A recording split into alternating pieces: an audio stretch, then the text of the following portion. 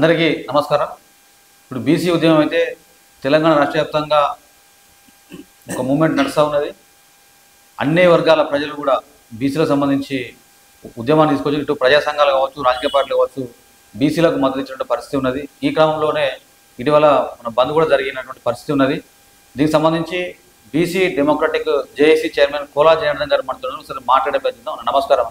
నమస్కారం అండి.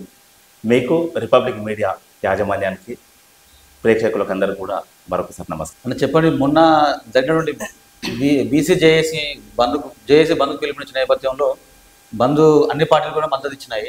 అంటే ఆ ఉద్యమం బీసీ ఉద్యమం విజయవంతమైందని మీరు భావిస్తున్నారా? మొన్న 18వ తారీఖు నాడు జరిగిన బీసీ జేఏసీ ఇచ్చినటువంటి పిలుపు మేరకు ఆ బంద్ను తెలంగాణ రాష్ట్రంలో ఉన్న ప్రజలు, ప్రజా సంఘాలు, రాజకీయ పార్టీల నాయకులు అందరూ కూడా ఆ బంద్కు మద్దతు తెలియజేస్తూ ఆ బంద్లో ప్రత్యక్షంగా పాల్గొనడం జరిగింది. నిజానికి ఇంతకుముందు ఎప్పుడు రానంత రెస్పాన్స్ మొన్న జరిగినటువంటి బంద్ సందర్భంగా వచ్చింది. ఒక మాటలో చెప్పాలంటే తెలంగాణ ఉద్యమకాలంలో ప్రజలు తెలంగాణ రాష్ట్ర సాధన ఉద్యమంలో ఎట్లయితే ఉవ్వెత్తున ఎగిసిపడి ఆ ఉద్యమంలోకి వచ్చారో ఇప్పుడు బీసీ జేఏసీ ఇచ్చిన బంద్ పిలుపుని అందుకొని ప్రజలు మళ్ళీ అదే మాదిరిగా స్పందించారు. ఆ స్పందన మామూలు విషయం కాదు, చాలా అద్భుతమైన స్పందన. అన్ని సంఘాల వాళ్ళు, బీసీ సంఘాలు, బీసీ కుల సంఘాలు, దళిత సంఘాలు, గిరిజన సంఘాలు, మహిళా సంఘాలు, మైనార్టీ సంఘాలు, రాజకీయ పార్టీలు, ఉద్యోగ సంఘాలతో సహా అన్ని సంఘాలు ఈ బంద్కు మద్దతు తెలియజేసినాయి. మద్దతు తెలియజేయడం కాదు, ప్రత్యక్షంగా పాల్గొన్నాయి. అది ఒక గొప్ప పరిణామం. అయితే బంద్ ఏ డిమాండ్తో బంద్ జరిగింది, ఆ డిమాండ్ను పరిష్కరించాల్సిన బాధ్యత ఎవరిది, ఆ విషయంలో ఒక క్లారిటీ అయితే మళ్ళీ ఒకసారి అవసరం. నిజానికి మొన్న జరిగిన బంద్ తెలంగాణ రాష్ట్రంలో స్థానిక సంస్థల్లో బీసీలకు 42% రిజర్వేషన్ల సాధన కోసం బంద్కు పిలుపునివ్వడం జరిగింది బీసీ జేఏసీ నాయకత్వంలో. ఆ బంద్ అంటే నిజానికి దానికంటే ముందు నుండే చాలా సందర్భాలలో గడిచిన కొన్ని దశాబ్దాలుగా ఈ రాష్ట్రంలో ఉన్న బీసీలకు జనాభా దామాష ప్రకారంగా స్థానిక సంస్థల్లో అదే మాదిరిగా చట్టసభల్లో రిజర్వేషన్లు కావాలని చెప్పి అనేక దశాబ్దాలుగా అనేక రూపాలలో పోరాటాలు చేస్తూ ఉన్నాం. ఆ పోరాటాలు కొనసాగుతున్నాయి. ఆ పోరాటాల్లో ఈ రాష్ట్రంలో ఉన్న ప్రజలందరూ కూడా పాల్గొంటున్నారు. క్రమేణా పెరిగి పెరిగి పెరిగి పెరిగి మొన్న జరిగిన బంద్ మాత్రం చాలా పెద్ద ఎత్తున ప్రభావం చూపింది. పెద్ద ఎత్తున ప్రజలందరూ కూడా ప్రభావితమైనరు. ఆ ఉద్యమంలో పాల్గొన్నారు. ఆ ఉద్యమంలో పాల్గొన్న వాళ్ళకందరూ కూడా పేరు పేరున ధన్యవాదాలు తెలియజేస్తున్నారు. అంటే మొన్న బంద్కు అయితే అన్ని పార్టీలు మద్దతు ఇచ్చినాయి. బీజేపీ, కాంగ్రెస్, బీఆర్ఎస్ పార్టీలు అన్ని ఇచ్చినాయి. ఓకే, మరి ఇప్పుడు బీసీలను రాజకీయంగా వాడుకుంటున్నట్టు మీరు భావిస్తున్నారా, లేదా సమస్య పరిష్కారం విధానం మీరు అనుకుంటున్నారా? ఇప్పుడు ఈ సమస్యను పరిష్కరించాల్సిన ఏ ప్రభుత్వం పరిష్కరిస్తుంది? ఇప్పుడు కేంద్రంలో బీజేపీ ఉన్నది, ఇక్కడ కాంగ్రెస్ ఉన్నది. మీ అభిప్రాయం? నిజానికి స్థానిక సంస్థల్లో రిజర్వేషన్లు ఇచ్చే అధికారం కేంద్ర ప్రభుత్వానికి మాత్రమే ఉంటుంది, రాష్ట్ర ప్రభుత్వానికి లేదు. తెలంగాణ రాష్ట్రంలో అధికారంలో ఉన్న కాంగ్రెస్ ప్రభుత్వం రిజర్వేషన్లు ఇవ్వడానికి అవసరమైనటువంటి ప్రాతిపదిక అంటే కులాల వారికి జనాభా లెక్కలు సేకరించడం, జనాభా లెక్కలు ప్రభుత్వం పరిగణలోకి తీసుకొని దాన్ని విశ్లేషించి ఒక రిపోర్ట్ తయారు చేయడం, ఆ తర్వాత స్థానిక సంస్థలు రిజర్వేషన్లు అమలు చేయడానికి అవసరమైన అసెంబ్లీలో బిల్లు ప్రవేశపెట్టి ఆ బిల్లు కూడా పాస్ చేయడం, తర్వాత మండలి కూడా దాన్ని ఆమోదించిన తర్వాత బిల్లును గవర్నర్కు పంపించడం, గవర్నర్ రాష్ట్రపతికి పంపించడం, ఇవన్నీ కూడా ప్రాసెస్లో భాగంగా ఒక సరైన ప్రొసీజర్ ప్రకారంగా జరిగింది. దాంట్లో ఏం అభ్యంతరం లేదు. అంటే రాజ్యాంగబద్ధంగా రిజర్వేషన్ సాధించుకోవడం కోసం ఏ అంశాలైతే ప్రధానంగా దాంట్లో భాగమైతే అవన్నీ కూడా రాష్ట్ర ప్రభుత్వం చేసిన తర్వాత కేంద్ర ప్రభుత్వానికి పంపించింది. కేంద్ర ప్రభుత్వం వెంటనే దాన్ని పరిశీలించి రాష్ట్రపతి ఆమోదంతో దాని తర్వాత పార్లమెంట్లో చర్చ పెట్టి అక్కడ బిల్లు పెట్టిన తర్వాత అక్కడ చట్టం చేసి రాష్ట్ర ప్రభుత్వాన్ని పంపిస్తే ముందు నిర్ణయించుకున్న ప్రకారంగా రేపు జరగబోయే స్థానిక సంస్థల్లో 42% రిజర్వేషన్లతో ఎన్నికలకు పోవడానికి అవకాశం ఉంటుంది. అయితే కేంద్ర ప్రభుత్వం దాన్ని బాధ్యత రాహిత్యంగా చూస్తూ చాలా నిర్లక్ష్యం చేసింది. ఆ నిర్లక్ష్యం చేయడం వల్ల దాదాపు 6 నెలల క్రితం గవర్నర్ రాష్ట్రపతికి పంపిస్తే రాష్ట్రపతి నుండి ఇప్పటి వరకు కనీస స్పందన, రెస్పాన్స్ ఏం లేదు, మినిమం రెస్పాన్స్ లేదు. జస్ట్ దాన్ని పక్కకు పెట్టేసి వాళ్ళు చూస్తూ ఉన్నారు, ప్రేక్షకులాగా చూస్తున్నారు. అది సరైనది కాదు. ఒక రాష్ట్రానికి సంబంధించిన ఈ రాష్ట్రంలో మెజారిటీ ప్రజలకు ఉన్నటువంటి బీసీలకు సంబంధించిన ఒక ఫైల్ రాష్ట్రపతి దగ్గరికి పోతే ఆ రాష్ట్రపతి వెంటనే దాన్ని ఆమోదించడం, ఏదో ఒక స్పందన అయితే రావాలి. కానీ ఏది లేకుండా ఫైల్ పెండింగ్లో పెట్టడం అనేది ఈ రాష్ట్రంలో ఉన్న మెజారిటీ ప్రజలకు ఉన్నటువంటి బీసీలను నిర్లక్ష్యం చేయడము, వాళ్ళ హక్కులను నిర్లక్ష్యం చేయడమే, వాళ్ళ హక్కులను పరిగణలోకి తీసుకోకపోవడం, వాళ్ళ హక్కులను వ్యతిరేకించడం, ఇక్కడ మెజారిటీ ప్రజలు బీసీల హక్కులను వ్యతిరేకించడమే అవుతుంది. కాబట్టి ఇప్పటికైనా కూడా బీజేపీ ప్రభుత్వం వెంటనే దీని మీద స్పందించి రాష్ట్రపతికి ఒక డైరెక్షన్ ఇచ్చి దాన్ని వెంటనే ఆమోదించి పార్లమెంట్కి పంపించమని చెప్పి ఒక డైరెక్షన్ ఇవ్వాలి. పార్లమెంట్ సమావేశాలు ఇప్పుడు లేవు కాబట్టి వెంటనే కేబినెట్ సమావేశం ఏర్పాటు చేసి కేంద్ర ప్రభుత్వం దాన్ని ఆమోదించడానికి అవసరమైన చర్యలు తీసుకొని దాన్ని ఆమోదించి రాష్ట్ర ప్రభుత్వానికి పంపిస్తే రాష్ట్ర ప్రభుత్వం 42% రిజర్వేషన్లతో ఎన్నికలకు పోవడానికి అవకాశం ఉంటుంది. అయితే కేంద్ర ప్రభుత్వం దీనికి బాధ్యత వహించాలి. మొన్న జరిగిన బంద్ ఏమో రాష్ట్ర ప్రభుత్వం మీద కోర్టు మీద ఫోకస్ పెట్టి బంద్కు పిలుపునివ్వడం, ఆ బంద్లో ప్రజలందరూ కూడా పాల్గొనడం జరిగింది. రాష్ట్ర ప్రభుత్వం ఏ పనులు చేయాలో ఆ పనులు చేసి పెట్టారు. తర్వాత కోర్టు విషయానికి వస్తే ఎప్పుడో 92లో ఇందిరా సహాని కేసుకు సంబంధించి అప్పుడు మెరిట్ ప్రకారంగా అంటే దేశంలో మెరిట్ కాపాడాలంటే రిజర్వేషన్లు 50% మించకూడదని చెప్పి అప్పుడున్న జడ్జి ఇచ్చిన జడ్జిమెంట్ని ఆధారం చేసుకొని కోర్టు దాన్ని కొట్టేస్తున్నది, లేదా దాన్ని ఆపేస్తున్నది. నిజానికి గతంలో ఇతర రాష్ట్రాలలో కూడా కోర్టుకు పోయినప్పుడు కోర్టులు కొట్టేస్తూ వచ్చినాయి. కోర్టుకు రిజర్వేషన్లు ఇచ్చే అధికారం లేదు, రిజర్వేషన్లను రద్దు చేసే అధికారం కూడా లేదు. అనవసరమైన చొరవ తీసుకుంటే ఇక్కడ రిజర్వేషన్ల విషయంలో కోర్టులు కూడా గందరగోళానికి గురి చేస్తాయి. ఆ గందరగోళాన్ని మేము కూడా సరైనది కాదని చెప్పి మేము ఒక విజ్ఞప్తి కూడా చేస్తున్నాం, సుప్రీంకోర్టు కూడా విజ్ఞప్తి చేస్తున్నాం. ఎందుకంటే ఇక్కడ తెలంగాణ రాష్ట్రంతో పాటు భారతదేశంలో సుమారుగా 50% జనాభా అంటే 75 కోట్ల మంది ప్రజలకు సంబంధించిన జీవిత అంశాల మీద కోర్టు చొరవ తీసుకొని జోక్యం కల్పించుకొని 75 కోట్ల ప్రజలకు వ్యతిరేకంగా జడ్జిమెంట్ ఇవ్వడం అనేది అది కోర్టు కూడా సరైనది కాదు. మరొకసారి కోర్టు గతంలో ఇచ్చిన తీర్పును కూడా సమీక్షించుకొని న్యాయబద్ధంగా సహజ న్యాయ సూత్రాలను దృష్టిలో పెట్టుకొని ఇక్కడ ఉన్నటువంటి వెనుకబడతానాన్ని దృష్టిలో పెట్టుకొని పాజిటివ్గా ఆలోచించి పాజిటివ్గా జడ్జిమెంట్ ఇవ్వాల్సిన అవసరం ఉంటుంది. అది కోర్టు బాధ్యత కూడా. ఎందుకంటే న్యాయస్థానం సహజ న్యాయ సూత్రాలను కూడా పరిగణలోకి తీసుకోవాలి. తర్వాత రాజ్యాంగం విషయానికి వస్తే కూడా రాజ్యాంగంలో భారత రాజ్యాంగంలో 50% రిజర్వేషన్లు దాటి రిజర్వేషన్లు ఇవ్వకూడదని చెప్పి ఎక్కడ కూడా రాసి పెట్టలేదు, రాజ్యాంగంలో ఎక్కడ లేదు. సుప్రీంకోర్టు జోక్యం కల్పించుకొని 50% రిజర్వేషన్లు దాటకూడదని చెప్పి వాళ్ళు జడ్జిమెంట్ ఇవ్వడం వల్ల ఇదంతా కూడా ఒక కన్ఫ్యూజన్ క్రియేట్ అయింది. కాబట్టి సుప్రీంకోర్టు విజ్ఞప్తి చేస్తున్నాం, మీరు ఆ జోక్యం కల్పించుకోవడం సరైనది కాదు. ఈ దేశంలో మెజార్టీ ప్రజలకు సంబంధించిన సమస్యల పరిష్కారం కోసం చట్టసభలు ఉన్నాయి. ఇక్కడ అసెంబ్లీ ఉన్నది, అక్కడ పార్లమెంట్ ఉన్నది. ఈ రెండు సభలు ఈ మెజార్టీ ప్రజల జీవితాలకు సంబంధించి, వాళ్ళ బతుకులకు సంబంధించి, వాళ్ళ బావుకు సంబంధించి వాళ్ళ నిర్ణయాలు తీసుకునే అధికారం వాళ్ళ చేతుల్లో ఉంటుంది. కాబట్టి అది వాళ్లకు పరిమితం చేయాలి, వాళ్ళకి అప్పచెప్పాలి. మీరు జోక్యం కల్పించుకొని వ్యతిరేకంగా జడ్జిమెంట్ ఇవ్వడం కూడా ఇక్కడ అత్యంత ఆందోళనకు గురి చేస్తున్నది. ఈ దేశ వెనుకబాటుకు ఆ తీర్పు కూడా ఒక కారణం. ఎందుకంటే ఈ దేశంలో సగభాగంగా ఉన్నటువంటి బీసీలు బాగుపడకుండా కేవలం ఎఫ్సీలు మాత్రమే బాగుపడితే ఈ దేశం బాగుపడినట్టుగా గుర్తించడం సరైనది కాదు. ప్రపంచంలో ఏ దేశంలో కూడా ఇటువంటి పాలన, ఇటువంటి నిర్ణయాలు, ఇటువంటి జడ్జిమెంట్లు ఎక్కడ కూడా లేవు. కాబట్టి దీన్ని సీరియస్గా ఆలోచించి మరొకసారి దాన్ని సమీక్షించాల్సిన అవసరం ఉందని చెప్పి కోర్టుకు విజ్ఞప్తి చేస్తున్నాం. కేంద్ర ప్రభుత్వానికి కూడా 75 కోట్ల మంది ప్రజల జీవితాలతో సంబంధం లేని పాలన, అది పాలన ఎట్లయితుంది, మీరు పాలకులు ఎట్లయితారని చెప్పి ఈ సందర్భంగా కేంద్ర ప్రభుత్వాన్ని కూడా డిమాండ్ చేస్తున్నాం, హెచ్చరిస్తున్నాం. అన్న ఇప్పుడు కేంద్ర ప్రభుత్వం అమలు చేసింది, అదేవిధంగా బీసీ రిజర్వేషన్లను అమలు చేయడంలో ఎందుకు జాప్యం జరుగుతాం? ఎస్సీ రిజర్వేషన్లకు సంబంధించి రాజ్యాంగం రాసినప్పుడే ఆ చట్టబద్ధమైన రిజర్వేషన్ కల్పిస్తూ రాజ్యాంగాన్ని రాయడం జరిగింది. ఎస్సీ జనాభా మొత్తం దేశంలో ఎస్సీ జనాభా ఎంత ఉన్నదో ఆ జనాభా దామాష ప్రకారంగా వాళ్ళకి రిజర్వేషన్లు ఇవ్వాలి. ఎస్టీలకు వాళ్ళ జనాభా ఎంత ఉన్నదో ఆ జనాభా దామాష ప్రకారంగా వాళ్ళకి రిజర్వేషన్లు ఇవ్వాలి. అది రాజ్యాంగంలో పొందుపరిచినటువంటి అంశం. అయితే బీసీలకు సంబంధించి స్పష్టంగా రిజర్వేషన్లు అంటే రిజర్వేషన్లు ఇవ్వాలని చెప్పి ఉన్నప్పటికీ ఎంత పర్సెంటేజ్ ఇవ్వాలని అనే విషయంలో స్పష్టత లేదు. ఆ స్పష్టత లేకుండా రాజ్యాంగాన్ని ముగించారు కాబట్టి ఈరోజు ఈ సమస్యలు ఎదురవుతున్నాయి. రాజ్యాంగంలో కూడా సవరణలు చేయాలి. మొన్న కృష్ణలో ఒక ఇంటర్వ్యూలో మాట్లాడుతూ ఆర్ కృష్ణయ్య గారు, బీసీ జేఏసీ చైర్మన్ గారు ఒక ఇంటర్వ్యూలో మాట్లాడుతూ వారు ఏమన్నారంటే, మేము మా పోరాటం అంతా కూడా పార్టీలకు వ్యతిరేకం కాదు, ప్రభుత్వానికి వ్యతిరేకం కాదు, వ్యవస్థకు వ్యతిరేకం అని అన్నారు. ఆ వ్యవస్థలో ఉన్నటువంటి లోపాలను సరిదిద్దాల్సిన బాధ్యత కూడా కేంద్ర ప్రభుత్వానికి ఉంటుంది, అది పార్లమెంట్కి ఉంటుంది. కాబట్టి కృష్ణయ్య గారి డిమాండ్ను, వారి ఆలోచనను గౌరవిస్తూనే నేను అనేది ఏంటంటే, ఎక్కడెక్కడైతే వ్యవస్థలో లోపాలు ఉన్నాయని గుర్తించారో ఆ గుర్తించిన లోపాలని సరిదిద్దడం కోసము కేంద్ర ప్రభుత్వం పార్లమెంట్లో చర్చ పెట్టి అక్కడ బిల్లు పెట్టి చర్చ పెట్టి దాన్ని చట్టం చేయాల్సిన అవసరం, ఆ బాధ్యత కేంద్ర ప్రభుత్వానికి ఉన్నది. కృష్ణన్నకు మరొకసారి విజ్ఞప్తి చేస్తున్నాం. మీరు ఇప్పుడు ఎంపీగా ఉన్నారు, రాజ్యసభ సభ్యులుగా ఉన్నారు. ఈ దేశంలో మెజార్టీ ఎంపీలు ఉన్నారు. కాంగ్రెస్ పార్టీకి సంబంధించిన బీసీ ఎంపీలు ఉన్నారు, బీజేపీ పార్టీకి సంబంధించిన బీజేపీ ఎంపీలు ఉన్నారు, బీసీ ఎంపీలు ఉన్నారు. అదే మరి ఇతర పార్టీలకు సంబంధించిన బీసీ ఎంపీలు చాలా మంది ఉన్నారు. సుమారు 100కు పైగా ఎంపీలు ఉన్నారు.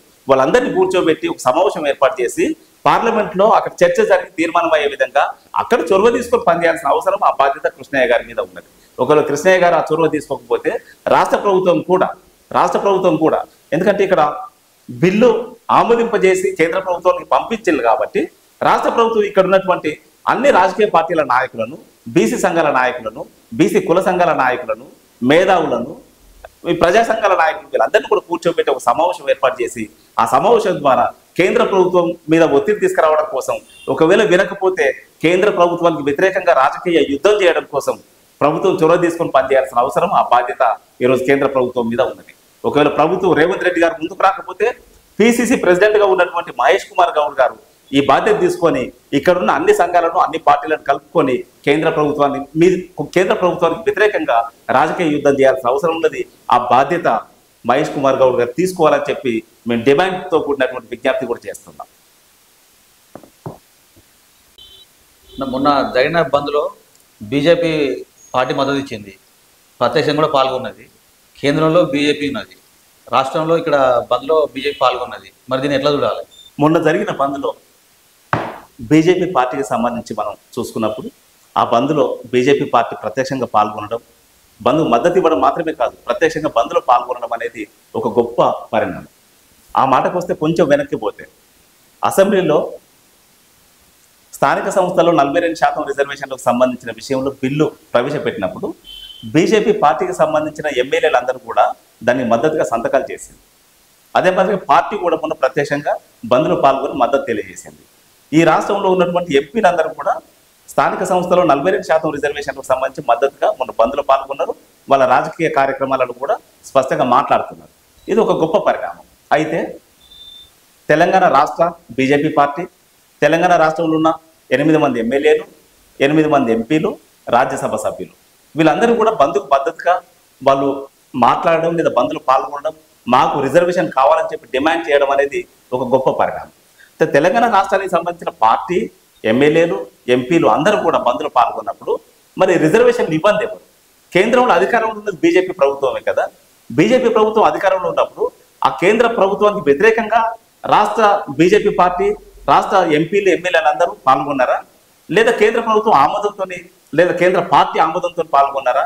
ఒకవేళ కేంద్ర పార్టీ ఆమోదంతో పాల్గొంటే కేంద్ర పార్టీ దగ్గరికి పోయి మీరు మాట్లాడి ఆ పార్టీ ద్వారా ప్రభుత్వానికి చెప్పించి రిజర్వేషన్ల బిల్లు వెంటనే ప్రవేశపెట్టి దాన్ని ఆమోదింప చేయాలని చెప్పి డిమాండ్ చేయాల్సిన అవసరం, ఆ బాధ్యత తెలంగాణ రాష్ట్ర బీజేపీ నాయకులు అందరి మీద కూడా ఉన్నది. అందరి మీద ఉన్నది. ఎందుకంటే ఎమ్మెల్యేలు దాని మీద సంతకం చేసిండ్రు, ఎంపీలు మద్దతుగా ఉన్నారు, పార్టీ మద్దతుగా ఉన్నది. మద్దతుగా ఉండి పోరాటంలో పాల్గొనడం అంటే కేంద్ర ప్రభుత్వానికి వ్యతిరేకంగా జరిగే పోరాటంలో పాల్గొనడమే. ఆ కేంద్ర ప్రభుత్వానికి వ్యతిరేకంగా జరిగే పోరాటంలో పాల్గొన్నప్పుడు దానికి సంబంధించిన కేంద్ర బీజేపీ పార్టీ దగ్గరికి పోయి లేదా కేంద్ర ప్రభుత్వం దగ్గరికి పోయి మీరే చొరవ తీసుకొని ఆ బిల్లు ఆమోదింప చేయడానికి అవసరమైన రాజకీయ కార్యక్రమాలు రూపొందించుకొని పనిచేయాల్సిన అవసరం, ఆ బాధ్యత రాష్ట్ర బీజేపీ పార్టీ మీద, బీజేపీ నాయకులందరి మీద కూడా ఉన్నదని చెప్పి సందర్భంగా గుర్తు చేస్తున్నాం. ఎందుకంటే వాళ్ళ బాధ్యత. రాష్ట్రంలో ఉద్యమంలో పాల్గొనేది, ఉద్యమానికి నాయకత్వం వహించేది బీజేపీ పార్టీ. అదే సందర్భంలో కేంద్రంలో అధికారంలో ఉన్నది కూడా బీజేపీ ప్రభుత్వమే. కాబట్టి ఇక్కడ పోరాటాలు కేంద్ర ప్రభుత్వానికి వ్యతిరేకంగా రాష్ట్ర పార్టీ, రాష్ట్ర నాయకులు పనిచేయడం అంటే నేను వ్యక్తిగతంగా భావిస్తున్నది రాష్ట్రంలో ఉన్నటువంటి బీజేపీ పార్టీ, బీజేపీ నాయకులందరూ కూడా ప్రజాస్వామిక ఉద్యమంలో పాల్గొని దాన్ని విజయవంతం చేసిందని నేను అర్థం చేసుకుంటున్నా. కేంద్ర ప్రభుత్వం అప్రజాస్వామికంగా ఉన్నదని చెప్పి అర్థం చేసుకుంటున్నా. కేంద్ర ప్రభుత్వం కూడా ప్రజాస్వామికంగా ఉంటే ఈ రిజర్వేషన్ల బిల్లును పోయినసారి జరిగిన పార్లమెంట్ సమావేశాల్లో చర్చకు పెట్టి దాన్ని ఆమోదింప చేసేవాళ్ళు. వాళ్ళు దాన్ని ఆమోదింప చేయలేదు, చర్చ కూడా తీసుకురాలేదు అంటే వాళ్ళు ఈ రిజర్వేషన్లకు అంటే బీసీలకు ఇవ్వాల్సిన రిజర్వేషన్లకు వ్యతిరేకంగా కేంద్ర ప్రభుత్వం ఉన్నదని అర్థం చేసుకోవాల్సి ఉంటుంది. కాబట్టి కేంద్ర ప్రభుత్వం రిజర్వేషన్లకు వ్యతిరేకంగా ఉన్నప్పుడు రాష్ట్ర బీజేపీ పార్టీ కేంద్ర ప్రభుత్వానికి వ్యతిరేకంగా పెద్ద ఎత్తున పోరాటం చేసి దాన్ని సాధించుకోవాల్సిన అవసరం ఉన్నది. ఇది పార్టీ డెమోక్రసీలో భాగము. ఇది తప్పేం కాదు. కేంద్ర బీజేపీ పార్టీని రాష్ట్ర పార్టీ వ్యతిరేకించడం తప్పేం కాదు. కేంద్ర ప్రభుత్వాన్ని రాష్ట్ర ఎమ్మెల్యేలు, ఎంపీలందరూ వ్యతిరేకించడం, ప్రజల పక్షాన నిలబడి పోరాటం చేయడం తప్పేం కాదు. ఇది నిజానికి ఇది ప్రజల న్యాయమైన డిమాండ్ పక్షాలను నిలబడి వాళ్ళు పోరాటం చేసినందుకు రాష్ట్ర బీజేపీ పార్టీకి, ప్రజాప్రతినిధులకు అందరికీ కూడా అభినందనలు తెలియజేస్తున్నాయి. ఎందుకంటే ఇది ఒక ప్రజాస్వామిక హక్కు, ప్రజాస్వామిక పోరాటం. ఈ పోరాటానికి బీజేపీ అందరూ మద్దతుగా నిలబడేందుకు వాళ్ళకు ధన్యవాదాలు తెలియజేస్తున్నాం. అదే సందర్భంలో కేంద్ర ప్రభుత్వానికి వ్యతిరేకంగా, ఆ నియంత్రిత విధానానికి వ్యతిరేకంగా జరిగే పోరాటంలో మీరు పాల్గొనాలి. మీ నాయకత్వంలో ఢిల్లీకి ఎవరిని తీసుకుపోతారో తీసుకుపోండి. అందరినీ మీ నాయకత్వంలో ఢిల్లీకి తీసుకుపోయి కేంద్ర ప్రభుత్వం మీద ఒత్తిడి చేసి, కేంద్ర ప్రభుత్వానికి వ్యతిరేకంగా పోరాటం చేసి, అవసరమైతే రాజకీయ యుద్ధం కూడా చేసి దాన్ని సాధించుకోవాల్సిన అవసరం ఉంటుంది. అదే సందర్భంలో ఒక మాట గుర్తు చేస్తున్నాం. గతంలో కాంగ్రెస్ పార్టీ అధికారంలో ఉన్నప్పుడు, రాజశేఖర రెడ్డి సీఎంగా ఉన్న కాలంలో, ఇక్కడ తెలంగాణ ఉద్యమం బలంగా నడుస్తున్న సందర్భంలో రాజశేఖర రెడ్డి తెలంగాణ ఉద్యమానికి, తెలంగాణ రాష్ట్ర ఏర్పాటుకు వ్యతిరేకంగా ఆయన పనిచేస్తున్న సందర్భంలో కాంగ్రెస్ పార్టీకి సంబంధించిన ఎంపీలు, ముఖ్యంగా మదియాష్కి గౌడ్, ఇతర నాయకులందరూ కూడా తెలంగాణ ఉద్యమానికి మద్దతుగా అనేక సందర్భాలలో, అనేక రూపాలలో పోరాటం చేయడం జరిగింది. కాంగ్రెస్ పార్టీ హైకమాండ్ దాన్ని ఆమోదించిన, రాష్ట్ర పార్టీ దాన్ని వ్యతిరేకిస్తున్న సందర్భంలో, రాష్ట్ర ప్రభుత్వం దాన్ని వ్యతిరేకిస్తున్న సందర్భంలో కేంద్ర ప్రభుత్వాన్ని ఒప్పించడం కోసం, కేంద్ర పార్టీని ఒప్పించడం కోసం రాష్ట్రంలో ఉన్నటువంటి రాజశేఖర రెడ్డి గారికి వ్యతిరేకంగా, పిసిసి అధ్యక్షుడికి వ్యతిరేకంగా పెద్ద ఎత్తున పోరాటం జరిగింది. అదొక ప్రజాస్వామిక పోరాటం. మేము దాన్ని అట్లనే అర్థం చేసుకుంటాం. ఈ రోజు బీజేపీ వాళ్ళు కూడా నిన్న జరిగిన ఈ తెలంగాణ రాష్ట్ర బంద్లో పాల్గొనడం అనేది కొనసాగుతున్న ప్రజాస్వామిక ఉద్యమంలో వాళ్ళు కూడా భాగమైండు. అప్రజాస్వామికంగా వ్యవహరిస్తున్నది కేంద్ర ప్రభుత్వం, కేంద్ర బీజేపీ పార్టీ. కాబట్టి దానికి వ్యతిరేకంగా మనం అందరం కూడా పోరాటం చేద్దాం. ఆ పోరాటంలో కూడా మీరు అందరూ కలిసి రావాలని చెప్పి మీకు విజ్ఞప్తి చేస్తున్నాం. ప్రస్తుతం అయితే ఇంకొక ఉద్యమం అయితే తెర మీదకి వచ్చిందన్న, ఎంబీసీల ఉద్యమం ఒకటి. మళ్ళీ వాళ్ళు ఉద్యమాన్ని ప్రారంభించారు. మా వాటా ఎంత అనేది వాళ్ళు క్వశ్చన్ చేస్తూ ఉన్న పరిస్థితి ఉన్నది. ఈ నేపథ్యంలో బీసీ డెమోక్రటిక్ జేఏసీగా మీరు వాళ్ళకి ఎలాంటి మద్దతు ఇస్తూ ఉన్నారు ఎంబీసీల ఉద్యమానికి? నిజానికి తెలంగాణ రాష్ట్రంతో పాటుగా దేశవ్యాప్తంగా ఎంబీసీ జాబితాలో చాలా కులాలు ఉన్నాయి. ఎంబీసీ అని పేరు పెట్టడం అంటేనే బీసీలలో అత్యంత వెనుకబడ్డ కులాలుగా గుర్తించి ప్రభుత్వం ఎంబీసీ అనే పేరుతో సంబోధించడం జరుగుతున్నది. ఆ వెనుకబడతనానికి కారణం ఈ రాష్ట్రాన్ని, ఈ దేశాన్ని పరిపాలించిన 80 సంవత్సరాలుగా పాలనలో ఉన్నటువంటి పార్టీలను కూడా దానికి బాధ్యత వహించాలి. వాళ్ళ డిమాండ్ 100% న్యాయమైన డిమాండ్. మాకు మిగతా బీసీలతో సమానంగా ఎదిగే అవకాశం కల్పించాలి. మిగతా బీసీలతో సమానంగా ఎదిగే అవకాశం కల్పించడం అంటే మాకు మా జనాభా ప్రకారంగా రావాల్సిన చట్టసభల్లో ప్రాతినిధ్యం కానీ, స్థానిక సంస్థల ప్రాతినిధ్యం కానీ, ఇవి రెండు కూడా మాకు రావాల్సిన బాట మాకు రావాలని చెప్పి చాలా బలంగా డిమాండ్ చేస్తూ అనేక పోరాటాలు చేస్తూ వాళ్ళు ప్రజల్లోకి వస్తున్నారు. వాళ్ళు చేస్తున్న పోరాటాలని మనస్ఫూర్తిగా స్వాగతిస్తున్నాం. దానికి మేము మద్దతు కూడా చేస్తున్నాం. జరిగే కార్యక్రమాలలో మేము కూడా పాల్గొంటున్నాం. ఎందుకంటే తెలంగాణ ఉద్యమానికి సంబంధించి ఒకసారి మనం గుర్తు చేసుకోవాలి. తెలంగాణ ఉద్యమ ప్రారంభంలో 1996లో సూర్యాపేట డిక్లరేషన్ పేరుతో ఒక డిక్లరేషన్ అనౌన్స్ చేసినప్పుడు మారోజు వీరన్న నాయకత్వంలో డాక్టర్ చెరుకు సుధాకర్ గారి అధ్యక్షతన జరిగిన సమావేశంలో తెలంగాణ రాష్ట్రం ఏర్పడితే ఈ రాష్ట్రంలో ఉన్న ప్రజలందరికీ కూడా, ఈ రాష్ట్రంలో ఉన్న వివిధ కులాలుగా పిలువబడే ప్రజలందరికీ కూడా వాళ్ళ జనాభా లెక్కలు మొత్తం సేకరించి, నాట్ ఓన్లీ బీసీలు ఎంబీసీలు మాత్రమే కాదు, కులాల వరకు జనాభా లెక్కలు సేకరించి వాళ్ళ కుల జనాభా ఎంత ఉన్నదో వాళ్ళ కుల జనాభా ఆధారంగా వాళ్ళకి బడ్జెట్ కేటాయించాలి. వాళ్ళు బాగుపడడం కోసం అవసరమైన బడ్జెట్ కేటాయించాలి. ఆ బడ్జెట్ నిజాయితీగా చిత్తశుద్ధితో ఖర్చు పెట్టాలి. వాళ్ళ బాగు కోసం ప్రత్యేక ప్రణాళికలు తయారు చేయాలి. అవసరమైతే గిరిజనుల అభివృద్ధి కోసం ఐటీడీఏ ఏర్పాటు చేసి ఎట్లయితే పనిచేయిస్తున్నారో ఇక్కడ తెలంగాణ రాష్ట్రంలో ఎంబీసీల కోసం ప్రత్యేకమైన కార్పొరేషన్ ఏర్పాటు చేసి, ఒక అథారిటీ ఏర్పాటు చేసి దానికి బడ్జెట్ కేటాయించి దాన్ని మొత్తం ఎంబీసీలను బాగు చేయడం కోసం ప్రణాళికలు తయారు చేసి దాన్ని బాగు చేయాల్సిన అవసరం, వాళ్ళందరినీ మెయిన్ స్ట్రీమ్ సొసైటీలోకి తీసుకురావాల్సిన అవసరం రాష్ట్ర కేంద్ర ప్రభుత్వాల మీద ఉన్నది. దాన్ని ఎవరు కూడా, రాష్ట్ర ప్రభుత్వం నిర్లక్ష్యం చేస్తున్నది, కేంద్ర ప్రభుత్వం కూడా నిర్లక్ష్యం చేస్తున్నది. ఈ నిర్లక్ష్యానికి వ్యతిరేకంగా బీసీలు, ఎంబీసీలు, ఎస్సీలు, ఎస్టీలు, ప్రజాస్వామికవాదులు అందరూ కూడా, ఇప్పుడు ఎఫ్సీలలో కూడా ప్రజాస్వామికవాదులు చాలా మంది ఉన్నారు. ప్రజల కోసం ఆలోచించేవాళ్ళు, ప్రజల కోసం పనిచేసేవాళ్ళు, ప్రజల కోసం పోరాటం చేసేవాళ్ళు చాలా మంది ఉన్నారు. వాళ్ళు కూడా ఈ ఉద్యమంలో కలిసి రావడానికి సిద్ధంగా ఉన్నారు. కలిసి వచ్చే వాళ్ళందరినీ కూడా కలుపుకొని ఒక గొప్ప ప్రజాస్వామిక ఉద్యమాన్ని నడపడం కోసం మేము మా ఓబీసీ డెమోక్రటిక్ జేఏసీ ఆధ్వర్యంలో కార్యక్రమాలు రూపొందిస్తున్నాం. దాంట్లో ఎంబీసీ నాయకత్వానికి, ఎంబీసీ ప్రజలకందరూ కూడా విజ్ఞప్తి చేస్తున్నాం. ఈ కొనసాగే ఉద్యమంలో మీరు అద్భుతమైన కార్యక్రమాలు చేస్తున్నారు. మీ డిమాండ్ 100% న్యాయమైంది. 100% న్యాయమైంది. 100% న్యాయమైంది కాబట్టి మీ పోరాటాలకు మేము మద్దతు వస్తాము. మీరు కూడా మాతో కలిసి పనిచేయండి. మేము అందరం కలిసి పెద్ద ఎత్తున రాష్ట్ర ప్రభుత్వ విధానాలకు వ్యతిరేకంగా, కేంద్ర ప్రభుత్వ విధానాలకు వ్యతిరేకంగా మనం పోరాటాలు చేసి సాధించుకోవాల్సిన అవసరం ఉన్నది. ఏదైనా పోరాటాల ద్వారా మాత్రమే సాధ్యమవుతుంది. వినతి పత్రాలతోని, విజ్ఞాపన పత్రాలతోని, చిన్న ధర్నాలతోని, చిన్న సమావేశాలతోని చరిత్రలో ఏ హక్కులు కూడా సాధించబడలేదు.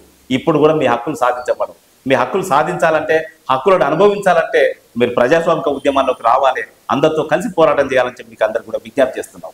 అదే సందర్భంలో బడ్జెట్ కేటాయింపుల్లో కూడా, ఇది కేవలం రిజర్వేషన్లకు సంబంధించి ఇప్పటిదాకా మనం మాట్లాడుకున్నాం. బడ్జెట్ కేటాయింపులకు సంబంధించి కూడా రాష్ట్ర ప్రభుత్వం బడ్జెట్ కేటాయింపుల్లో నిర్లక్ష్యం చేస్తున్నది. కేంద్ర ప్రభుత్వం కూడా బడ్జెట్ కేటాయింపుల్లో నిర్లక్ష్యం చేస్తున్నది. ఆ నిర్లక్ష్యానికి వ్యతిరేకంగా మనం పోరాటం చేయాలి. ఒక్క లెక్క చెప్తా. మొన్న జరిగిన బడ్జెట్ సమావేశాలు, కేంద్ర ప్రభుత్వం ప్రవేశపెట్టిన బడ్జెట్ సమావేశాల్లో 50,64,345 కోట్ల బడ్జెట్ ప్రవేశపెట్టి మొత్తం ఈ దేశంలో ఉన్న సగభాగంగా ఉన్నటువంటి బీసీల కోసం కేటాయించిన బడ్జెట్ కేవలం 2,500 కోట్లు మాత్రమే. ఆ 2,500 కోట్లు దేనికి పనికిరాదు, దేనికి సరిపోదాలి. కేవలం ఇక్కడ ఉన్నటువంటి బీసీలకు అందరికీ, దేశంలో ఉన్న బీసీలకు అందరికీ మనిషికి ఒక చాక్లెట్ వస్తుంది తప్ప అంతకంటే ఎక్కువ ఏది రాదు. కాబట్టి కేంద్ర ప్రభుత్వం అంత పెద్ద బడ్జెట్ పార్లమెంట్లో ప్రవేశపెట్టినప్పుడు మెజారిటీ ప్రజలకు ఉన్నటువంటి బీసీల కోసం ఆ బడ్జెట్ కేటాయింపుల్లో కూడా జనాభా దామాష ప్రకారం బడ్జెట్ కేటాయించాలి. బీసీల కోసం కేటాయించిన బడ్జెట్లో ఎంబీసీల కోసం ప్రత్యేకమైన ప్యాకేజ్ ప్రకటించి దాన్ని అమలు చేయాల్సిన అవసరం, ఆ బాధ్యత రాష్ట్ర కేంద్ర ప్రభుత్వాల మీద ఉన్నది. సంపూర్ణంగా వాళ్ళ ఉద్యమానికి మేము మద్దతు తెలియజేస్తున్నాం. ఇప్పుడు బీసీ ఉద్యమానికి ఎంబీసీ ఉద్యమానికి రెండు ఉద్యమాల మధ్య భేదాభిప్రాయాలు ఉన్నాయా, విభేదాలు ఏమైనా? ఎటువంటి విభేదాలు లేవు. వాళ్ళు మా సోదరులు. ఎంబీసీలందరూ కూడా మా సోదరులు, బీసీలందరూ కూడా సోదరులే. ఎంబీసీలు బీసీలు వేరు కాదు. ఇక్కడ ఉన్నటువంటి పాలకులు అవలంబించిన ఆర్థిక విధానాల వల్ల, ఈ సామాజిక విధానాల వల్ల అక్కడ ఎంబీసీలుగా పిలువబడే వాళ్ళందరూ కూడా వాళ్ళ ఆర్థిక వెనుకబడతనానికి గురి కావడం కాదు, వెనుకకు నెట్టివేసింది. గత కొన్ని దశాబ్దాలుగా లేదా శతాబ్దాలుగా స్వాతంత్ర్యానికంటే పూర్వం నుండి ఈ రోజు వరకు కూడా వాళ్ళకు ప్రభుత్వ పరంగా రావాల్సినటువంటి బెనిఫిట్స్ ఏవి కూడా వాళ్ళకు రాలేదు. వాళ్ళకు ప్రభుత్వాలు ఇవ్వలేదు కాబట్టి వాళ్ళ వెనుకబాటు గురైంది. ఇప్పటికి కూడా ఎంబీసీలలో చాలా కులాలు సంచార జాతులుగా జీవనం కొనసాగిస్తున్నాయి. రోడ్ల మీద చిన్న చిన్న టెంట్లు వేసుకొని, చిన్న చిన్న గుడారాలు వేసుకొని, ఎట్లా అంటే వాళ్ళకి ఏ మేరకు అవకాశం ఉంటే ఆ మేరకు వాళ్ళ జీవితాన్ని సర్దుకొని వాళ్ళని వాళ్ళు పరిమితం చేసుకొని వాళ్ళు బతుకుతున్నారు. కాబట్టి దాన్ని మొత్తం బాధ్యత వహించాల్సింది కేంద్ర రాష్ట్ర ప్రభుత్వాలు. ఎంబీసీలు మా సోదరులు, సంచార జాతుల వాళ్ళు మా సోదరులు. మేమందరం ఒక్కటే, మనమందరం వేరు కాదు.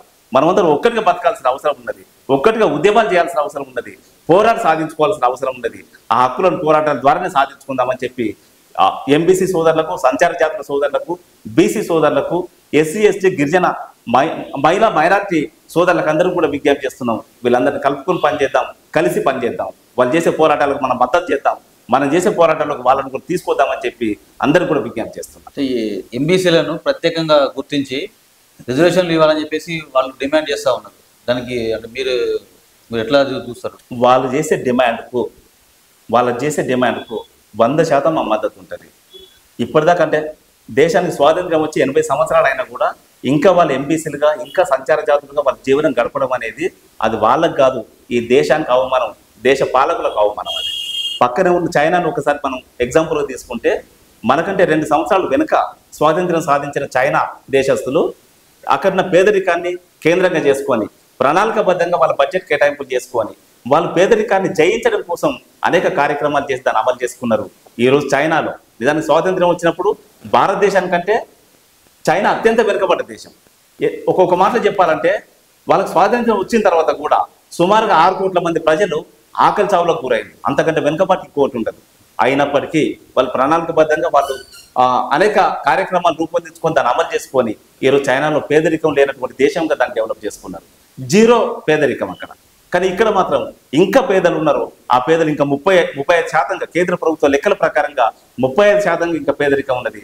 ఆ పేదలో ఎంబీసీలు కూడా ఒక భాగం. పేదరికంలో ఎంబీసీలు భాగం. ఎంబీసీ ఇంకా వాళ్ళు పేదరికంలో ఉన్నారంటే, వాళ్ళు ఇంకా సంచార జాతులుగా ఉన్నారంటే, ఇంకా రోడ్ల మీద జీవితం గడుపుతున్నారంటే అది రాష్ట్ర కేంద్ర ప్రభుత్వాల వైఫల్యం కానీ ఎంబీసీల వైఫల్యం కాదు, సంచార జాతుల వైఫల్యం కూడా కాదు. కాబట్టి ప్రభుత్వాల నిర్లక్ష్యాన్ని వ్యతిరేకిద్దాం, వాళ్ళ బాధ్యత వహించే విధంగా మన రాజకీయ కార్యక్రమాలు రూపొందించుకుందాం. చైనాను ఎగ్జాంపుల్గా తీసుకొని మనం కూడా ఇక్కడ ప్రభుత్వం మీద పోరాటం చేసి హక్కులు సాధించుకోవడం కోసం పెద్ద ఎత్తున పోరాటం చేద్దామని చెప్పి విజ్ఞప్తి. మీ లక్ష్యం బీసీ రిజర్వేషన్లు సాధిస్తే సరిపోతుందా, లేదా రాజ్యాధికారం వైపు వెళ్తే బాగుంటుందా? బీసీ డెమోక్రటిక్ జేఏసీగా మీ అభిప్రాయం? ఇక్కడ డాక్టర్ బిఆర్ అంబేద్కర్ గారు ఒక గొప్ప స్టేట్మెంట్ ఇచ్చింది. రాజ్యాధికారంలో భాగం కాని కులాలు బానిసలతో సమానమని చెప్పింది. రాజ్యాధికారంలో భాగం కాని కులాలు బానిసలతో సమానమని చెప్పింది. బానిసలుగానే వాళ్ళ జీవనం ఉంటుందని చెప్పింది. రాజ్యాధికారంలో భాగం కానంత కాలం, భాగస్వామ్యం లేనంత కాలం ఇక్కడ ఉన్నటువంటి అనేక కులాలు, వాళ్ళు ఎంబీసీ కులాలు కావచ్చు, సంచార జాతులు కావచ్చు, బీసీ కులాలు కూడా అనేక కులాలు ఇంకా రాజ్యాధికారంలో భాగం కాకుండా మిగిలిపోయినటువంటి కులాలు ఉన్నాయి. మొత్తంగా ఇక్కడ 134 కులాలు బీసీ కులాలు ఉన్నాయనుకుంటే తెలంగాణ రాష్ట్రంలో ఒక 5-6 కులాల నుండి ఒక 10 కులాల వరకే రాజకీయ ప్రాతినిధ్యం, అంటే చట్టసభల్లో రాజకీయ ప్రాతినిధ్యం కావచ్చు, లేదా స్థానిక సంస్థల్లో రాజకీయ ప్రాతినిధ్యం కావచ్చు. ఒక 10 కులాల కంటే ఎక్కువగా రాజకీయ ప్రాతినిధ్యం లేదు. అంటే ఇప్పటిదాకా కూడా రాజకీయ ప్రాతినిధ్యం లేకుండా వాళ్ళు రాజకీయాలకు దూరంగా వాళ్ళు ఉన్నారంటే అది పెద్ద అవమానంగా మనం భావించాల్సి ఉంటుంది. ఖచ్చితంగా మనం డిమాండ్ చేద్దాం. వచ్చే ఎన్నికల్లో స్థానిక సంస్థల నుండి పార్లమెంట్ ఎన్నికల వరకు మొత్తం ఎన్నికలకు సంబంధించిన విధానం మీద చర్చ పెట్టుకుంటూ ప్రజల్లో చైతన్యం తీసుకొచ్చుకుంటూ అందరికీ జనాభా దామాష ప్రకారంగా స్థానిక సంస్థల్లో రాజకీయ ప్రాతినిధ్యం, చట్టసభలో రాజకీయ ప్రాతినిధ్యాన్ని సాధించడం కోసం అంతిమంగా అసమానతలు లేనటువంటి సమాజ నిర్మాణం కోసం మనం అందరం పెద్ద ఎత్తున పోరాటం చేయాల్సిన అవసరం ఉన్నది. ఆ పోరాటాలు ముందుకు పోయినప్పుడు మాత్రమే, ఆ పోరాటాలు విజయవంతమైనప్పుడు మాత్రమే ఇక్కడ ప్రజల బతుకుల్లో మార్పులు వస్తాయి. ప్రజలు సమానంగా బతకడానికి అవకాశం ఉంటుంది. ప్రజలు అందరితో సహజీవనం చేయడానికి అవకాశం ఉంటుంది. ఆ సమాజ నిర్మాణం కోసం మనం అందరం పెద్ద ఎత్తున మళ్ళీ పోరాటం చేయాల్సిన అవసరం ఉన్నది. ఆ పోరాటం చేద్దాం. మనం బీసీలకు రాజకీయ పరంగా కానీ సామాజిక పరంగానే న్యాయం జరగాలంటే ఏం చేయాలి? ఇప్పుడు తెలంగాణ రాష్ట్రంతో పాటు దేశంలో అనేక రాజకీయ పార్టీలు ఉన్నాయి. నిజానికి ఈ ప్రశ్న ఎప్పుడూ రావాల్సింది. గత కొన్ని దశాబ్దాల క్రితం అంటే దేశానికి స్వాతంత్రం వచ్చిన తర్వాత రావాల్సిన ప్రశ్న ఇప్పుడు కూడా అదే ప్రశ్న కొనసాగుతూ వస్తున్నదంటే అది మన వెనుకబడతానికి అది ఒక చిహ్నం. దేశంలో రాజకీయ పార్టీలు ఉన్నాయి. మొట్టమొదటిగా కాంగ్రెస్ పార్టీ, ఆ తర్వాత రెండవ పార్టీగా సిపిఐ పార్టీ ఈ దేశంలో ఉండేది. ఈ రెండు పార్టీలలో కూడా రాజకీయ నిర్మాణం జరిగినప్పుడు, రాజకీయ పార్టీలలో రాజకీయ నిర్మాణం జరిగినప్పుడు ఇక్కడ ఉన్నటువంటి కుల వ్యవస్థ ఆధారంగా అన్ని కులాలకు ఈ పార్టీలలో రాజకీయ ప్రాతినిధ్యం లేదా నాయకత్వం ఇస్తూ పార్టీ నిర్మాణాలు జరిగితే దేశం ఇంకో తీరుగా ఉండేది. ఇన్ని పార్టీలు వచ్చేటి కాదు దేశంలో. మొట్టమొదటిగా మేము డిమాండ్ చేస్తున్నాం, పార్టీలో అంతర్గత ప్రజాస్వామ్యం ఉండాలి. పార్టీలో అంతర్గత ప్రజాస్వామ్యం ఉన్నప్పుడు ప్రజాస్వామికంగా పార్టీలు రాజకీయ కార్యక్రమాలు రూపొందించుకొని వాటిని అమలు చేయడం కోసం ప్రయత్నం చేసినప్పుడు దాని ద్వారా లేదా దాని చైతన్యంతో ఏర్పడే ప్రభుత్వాలు కూడా ప్రజాస్వామికంగా ఉంటాయి, పాలన ప్రజాస్వామికంగా ఉంటుంది. అప్పుడు ఈ దేశంలో ఉన్న ప్రజలందరూ కూడా అందరూ అసమానతలు లేనటువంటి సమాజంలో వాళ్ళ జీవనాన్ని అనుభవించడానికి అవకాశం ఉంటుంది. కాబట్టి ఆ దిశగా ప్రభుత్వాలు రాజకీయ పార్టీలు నిర్ణయం తీసుకోవాలని చెప్పి మేము ఈ అన్ని రాజకీయ పార్టీలను డిమాండ్ చేస్తున్నాం. నిజానికి ఇప్పుడు చూస్తే ఏ రాజకీయ పార్టీలో కూడా అంతర్గత ప్రజాస్వామ్యం లేదు. కొద్ది గొప్ప ఉంటే కమ్యూనిస్ట్ పార్టీలలో అంతర్గత ప్రజాస్వామ్యం ఉన్నది, కానీ పాలక పార్టీలలో ఏ పార్టీలో కూడా అంతర్గత ప్రజాస్వామ్యం లేదు.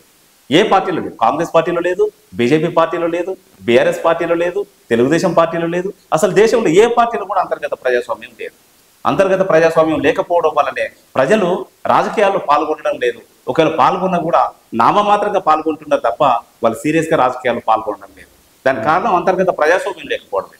ఇప్పటికైనా కూడా అన్ని పార్టీలు రియలైజ్ అయ్యి అంతర్గత ప్రజాస్వామ్యానికి ప్రాధాన్యత ఇస్తూ